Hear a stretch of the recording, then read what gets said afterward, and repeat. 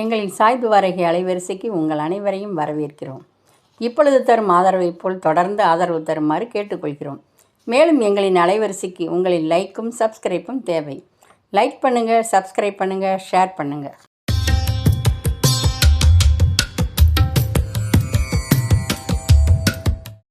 ஓம் சரவண பவ.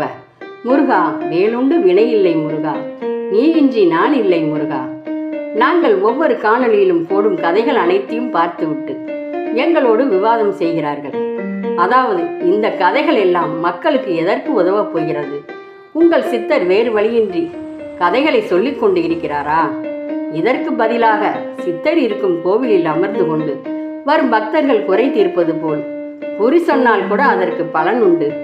இந்த கதைகளால் எங்களுக்கு எந்த பலனும் இல்லை என்று சொன்னார்கள். அடுத்து ஒரு சிலர் கடவுள் மறுப்பாளன் நாங்கள் இல்லை என்று சொல்லிக்கொண்டே கருத்து பரிமாற்றம் செய்கிறார்கள். இப்படி மக்கள் ஒவ்வொருவரும் அவர்கள் கருத்தை பகிர்ந்து கொள்கிறார்கள் எங்களிடம். நாங்களும் மக்கள் கருத்தை சித்தர் முன் வைத்தோம். இதற்கு எங்கள் சித்தர் சொல்லிய விரிவுரை. ஒவ்வொரு கதைக்குள்ளும் மக்கள் ஆழமாக கவனித்தால்தான் அதற்குள் என்ன அர்த்தம் அடங்கி இருக்கிறது என்று தெரிந்து கொள்ள முடியும்.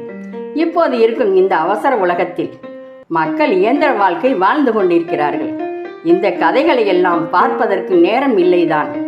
அந்த காலத்தில் இருந்த பெரியவர்கள் தன்னோடு இருக்கும் குழந்தைகளுக்கு வரலாற்று சிறப்புமிக்க கதைகள், பக்தி கதைகள் என்று சொல்லி குழந்தைகளை சந்தோஷப்படுத்துவார்கள். இப்போதெல்லாம் இப்படி ஒரு நிகழ்வை எந்த வீட்டிலும் பார்க்க முடியாது. நாம் காணொளியில் வரும் கதைகள் அனைத்தும் உண்மை கதைகள், உணர்வு பூர்வமான கதைகள், எங்கும் கேட்க முடியாத கதைகள். குமுதம், வார இதழ், விகடன் இப்படி ஒவ்வொரு இதழுக்கும் கதை ஆசிரியர்கள் இருப்பார்கள். எங்கள் கதைக்கு எந்த ஆசிரியரும் இல்லை. எங்கள் கதைகளை வெளியில் சொல்ல வேண்டுமென்றால் விஞ்ஞான கண்டுபிடிப்பாக இருக்கும். யூடியூப் வழியாகத்தான் சொல்ல முடியும் என்று இறைவனே தேர்ந்தெடுத்த பாதைதான் இது. எங்கள் கதைகள் வெளியில் வருவதற்கு யூடியூப் உரிமையாளர்கள் எங்களுக்கு ஒத்துழைப்பு கொடுக்கிறார்கள். இதனால் யூடியூப் உரிமையாளர்களுக்கு எங்களின் மனமார்ந்த நன்றியை தெரிவித்துக் கொள்கிறோம்.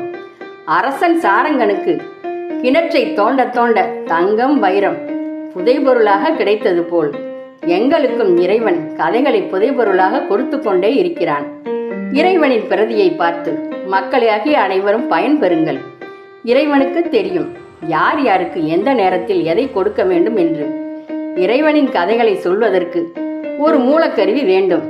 அந்த மூலக்கருவியாகத்தான் என்னை இறைவன் தேர்ந்தெடுக்கிறானோ என்று நினைக்க தோன்றுகிறது. எந்த எதிர்பார்ப்பும் இன்றி செயல்படுவோம். இறைவனின் வழியே என் வழி.